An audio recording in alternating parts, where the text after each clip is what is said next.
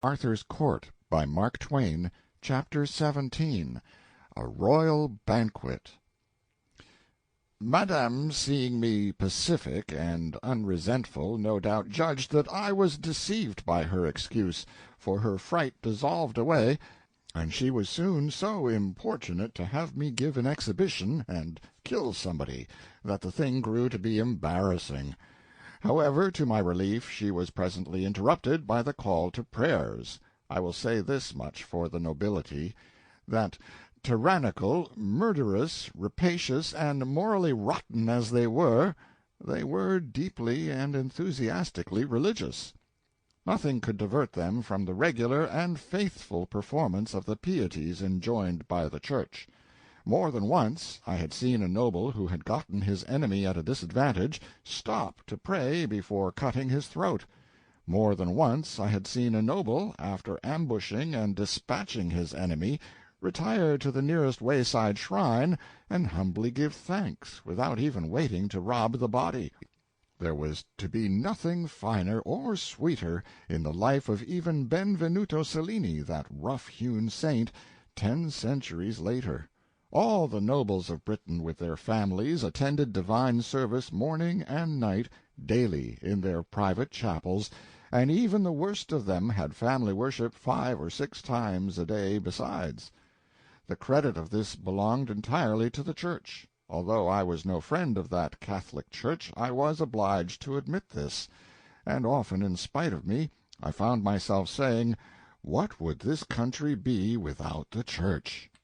After prayers we had dinner in a great banqueting hall, which was lighted by hundreds of grease jets, and everything was as fine and lavish and rudely splendid as might become the royal degree of the hosts. At the head of the hall, on a dais, was the table of the King, Queen, and their son Prince Uwaine. Stretching down the hall from this was the general table on the floor. At this, above the salt, sat the visiting nobles and the grown members of their families of both sexes, the resident court, in effect, 61 persons. Below the salt sat minor officers of the household with their principal subordinates, altogether 118 persons sitting, and about as many liveried servants standing behind their chairs, or serving in one capacity or another. It was a very fine show. In the gallery a band with cymbals, horns, harps, and other horrors opened the proceedings with what seemed to be the crude first draft or original agony of the wail known to later centuries as "In the Sweet By and By." It was new, and ought to have been rehearsed a little more. For some reason or other the Queen had the composer hanged after dinner. After this music, the priest who stood behind the royal table said a noble long grace in ostensible Latin. Then the battalion of waiters broke away from their posts and darted, rushed, flew, fetched, and carried, and the mighty feeding began. No words anywhere, but absorbing attention to business. The rows of chops opened and shut in vast unison, and the sound of it was like to the muffled burr of subterranean machinery. The havoc continued an hour and a half, and unimaginable was the destruction of substantials. Of the chief feature of the feast, the huge wild boar that lay stretched out so portly and imposing at the start, nothing was left but the semblance of a hoop-skirt, and he was but the type and symbol of what had happened to all the other dishes. With the pastries and so on, the heavy drinking began, and the talk. Gallon after gallon of wine and mead disappeared, and everybody got comfortable, then happy, then sparklingly joyous, both sexes, and by pretty noisy. Men told anecdotes that were terrific to hear, but nobody blushed. And when the nub was sprung, the assemblage let go with a horse laugh that shook the fortress.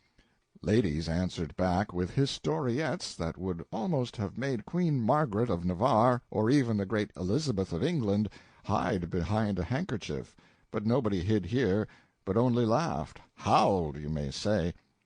In pretty much all of these dreadful stories, ecclesiastics were the hardy heroes, but that didn't worry the chaplain any. He had his laugh with the rest. More than that, upon invitation he roared out a song which was of as daring a sort as any that was sung that night. By midnight everybody was fagged out, and sore with laughing, and, as a rule, drunk, some weepingly, some affectionately, some hilariously, some quarrelsomely, some dead, and under the table. Of the ladies, the worst spectacle was a lovely young duchess, whose wedding eve this was, and indeed she was a spectacle, sure enough.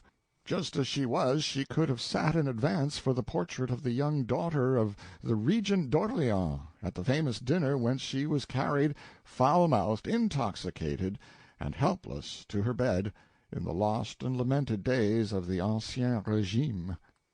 Suddenly, even while the priest was lifting his hands, and all conscious heads were bowed in reverent expectation of the coming blessing, there appeared under the arch of the far-off door at the bottom of the hall an old and bent and white-haired lady, leaning upon a crutch-stick, and she lifted the stick and pointed it toward the Queen, and cried out, "The wrath and curse of God fall upon you, woman without pity, who have slain mine innocent grandchild, and made desolate this old heart that had nor chick, nor friend, nor stay, nor comfort in all this world but him."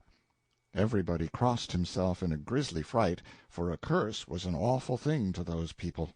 But the Queen rose up majestic, with the death-light in her eye, and flung back this ruthless command, "Lay hands on her! To the stake with her!" The guards left their posts to obey. It was a shame. It was a cruel thing to see. What could be done? Sandy gave me a look. I knew she had another inspiration. I said, "Do what you choose." She was up and facing toward the Queen in a moment. She indicated me, and said, "Madam, he saith this may not be. Recall the commandment, or he will dissolve the castle, and it shall vanish away like the instable fabric of a dream." Confound it, what a crazy contract to pledge a person to! What if the Queen— But my consternation subsided there, and my panic passed off, for the Queen, all in a collapse, made no show of resistance, but gave a countermanding sign, and sunk into her seat. When she reached it, she was sober. So were many of the others. The assemblage rose, whiffed ceremony to the winds, and rushed for the door like a mob, overturning chairs, smashing crockery, tugging, struggling, shouldering, crowding, anything to get out before I should change my mind and puff the castle into the measureless dim vacancies of space. Well, well, well, they were a superstitious lot. It is all a body can do to conceive of it. The poor Queen was so scared and humbled that she was even afraid to hang the composer without first consulting me. I was very sorry for her, indeed any one would have been, for she was really suffering. So I was willing to do anything that was reasonable, and had no desire to carry things to wanton extremities. I therefore considered the matter thoughtfully, and ended by having the musicians ordered into our presence to play that Sweet By and By again, which they did. Then I saw that she was right, and gave her permission to hang the whole band. This little relaxation of sternness had a good effect upon the Queen. A statesman gains little by the arbitrary exercise of iron-clad authority upon all occasions that offer, for this wounds the just pride of his subordinates, and thus tends to undermine his strength. A little concession now and then, where it can do no harm, is the wiser policy. Now that the Queen was at ease in her mind once more, and measurably happy, her wine naturally began to assert itself again, and it got a little the start of her. I mean, it set her music going, her silver bell of a tongue. Dear me, she was a master talker. It would not become me to suggest that it was pretty late, and that I was a tired man and very sleepy. I wished I had gone off to bed when I had the chance. Now I must stick it out. There was no other way. So she tinkled along and along, in the otherwise profound and ghostly hush of the sleeping castle, until by and by there came, as if from deep down under us, a far-away sound, as of a muffled shriek, with an expression of agony about it that made my flesh crawl. The Queen stopped, and her eyes lighted with pleasure. She tilted her graceful head as a bird does when it listens. The sound bored its way up through the stillness again. "What is it?" I said. "It is truly a stubborn soul, and endureth long. It is many hours now." "Endureth what?" "The rack. Come, ye shall see a blithe sight. An he yield not his secret now, ye shall see him torn asunder." What a silky smooth hellion she was, and so composed and serene when the cords all down my legs were hurting in sympathy with that man's pain. Conducted by mailed guards bearing flaring torches, we tramped along echoing corridors and down stone stairways dank and dripping, and smelling of mold and ages of imprisoned night. A chill, uncanny journey, and a long one, and not made the shorter or the cheerier by the sorceress's talk, which was about this sufferer and his crime. He had been accused by an anonymous informer of having killed a stag in the royal preserves. I said, "Anonymous testimony isn't just the right thing, your Highness. It were fairer to confront the accused with the accuser." "I had not thought of that, it being but of small consequence. But an I would, I could not, for that the accuser came masked by night and told the forester, and straightway got him hence again, and so the forester knoweth him not." "Then is this unknown the only person who saw the stag killed?" "Marry, no man saw the killing, but this unknown saw this hardy wretch near to the spot where the stag lay, and came with right loyal zeal and betrayed him to the forester." "And so the unknown was near the dead stag, too? Isn't it just possible that he did the killing himself? His loyal zeal, in a mask, looks just a shade suspicious. But what is your Highness's idea for racking the prisoner? Where is the profit?" "He will not confess else, and then were his soul lost. For his crime his life is forfeited by the law, and of a surety will I see that he payeth it. But it were peril to my own soul to let him die unconfessed and unabsolved. Nay, I were a fool to fling me into hell for his accommodation." "But, your Highness, suppose he has nothing to confess?" "As to that we shall see anon. An I rack him to death, and he confess not, it will peradventure show that he had indeed naught to confess. Ye will grant that that is sooth? Then shall I not be damned for an unconfessed man that had naught to confess, wherefore I shall be safe." It was the stubborn unreasoning of the time. It was useless to argue with her. Arguments have no chance against petrified training. They wear it as little as the waves wear a cliff. And her training was everybody's. The brightest intellect in the land would not have been able to see that her position was defective. As we entered the rack cell I caught a picture that will not go from me. I wish it would. A native young giant of 30 or thereabouts lay stretched upon the frame on his back, with his wrists and ankles tied to ropes which led over windlasses at either end. There was no color in him, his features were contorted and set, and sweat drops stood upon his forehead. A priest bent over him on each side. The executioner stood by. Guards were on duty. Smoking torches stood in sockets along the walls. In a corner crouched a poor young creature, her face drawn with anguish, a half wild and hunted look in her eyes, and in her lap lay a little child asleep. Just as we stepped across the threshold, the executioner gave his machine a slight turn, which wrung a cry from both the prisoner and the woman. But I shouted, and the executioner released the strain without waiting to see who spoke. I could not let this horror go on. It would have killed me to see it. I asked the Queen to let me clear the place and speak to the prisoner privately. And when she was going to object, I spoke in a low voice, and said I did not want to make a scene before her servants, but I must have my way, for I was King Arthur's representative, and was speaking in his name. She saw she had to yield. I asked her to endorse me to these people, and then leave me. It was not pleasant for her, but she took the pill, and even went further than I was meaning to require. I only wanted the backing of her own authority, but she said, "Ye will do in all things as this lord shall command. It is the boss." It was certainly a good word to conjure with. You could see it by the squirming of these rats. The Queen's guards fell into line, and she and they marched away with their torch-bearers, and woke the echoes of the cavernous tunnels with the measured beat of their retreating footfalls. I had the prisoner taken from the rack and placed upon his bed, and medicaments applied to his hurts, and wine given him to drink. The woman crept near and looked on, eagerly, lovingly, but timorously, like one who fears a repulse. Indeed, she tried furtively to touch the man's forehead, and jumped back, the picture of fright, when I turned unconsciously toward her. It was pitiful to see. "Lord," I said, "stroke him, lass, if you want to. Do anything you're a mind to. Don't mind me." Why, her eyes were as grateful as an animal's when you do it a kindness that it understands. The baby was out of her way, and she had her cheek against the man's in a minute, and her hands fondling his hair, and her happy tears running down. The man revived and caressed his wife with his eyes, which was all he could do. I judged I might clear the den now, and I did, cleared it of all but the family and myself, and then I said, "Now, my friend, tell me your side of this matter. I know the other side."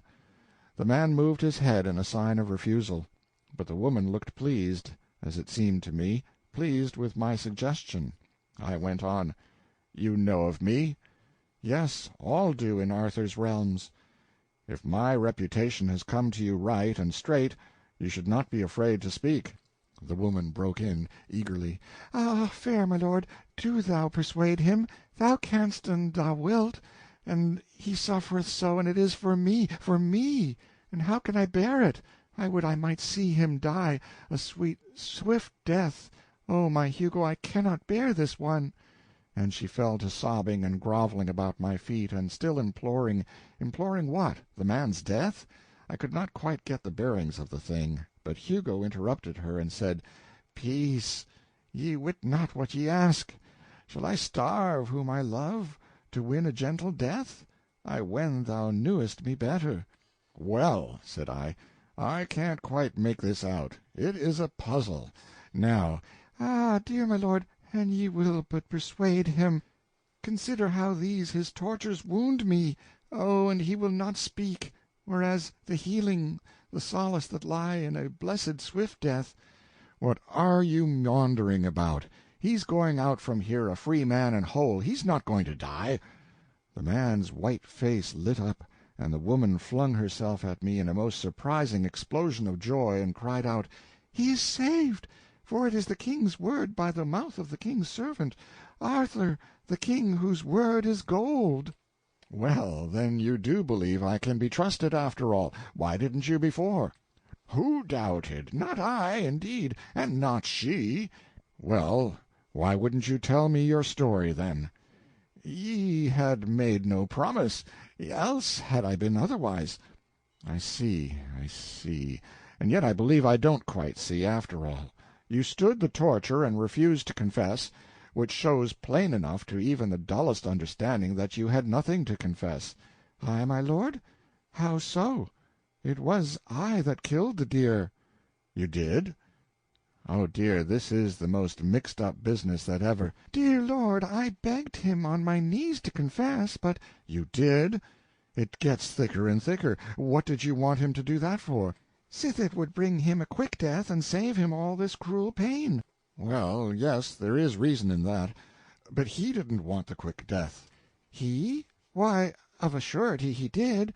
"Well, then why in the world didn't he confess?" "Ah, sweet sir, and leave my wife and chick without bread and shelter?" "Oh, heart of gold, now I see it. The bitter law takes the convicted man's estate and beggars his widow and his orphans. They could torture you to death, but without conviction or confession they could not rob your wife and baby. You stood by them like a man, and you, true wife, and the woman that you are, you would have bought him release from torture at cost to yourself of slow starvation and death. Well, it humbles a body to think what your sex can do when it comes to self-sacrifice. I'll book you both for my colony. You'll like it there. It's a factory where I'm going to turn groping and grubbing automata into men." End of chapter 17.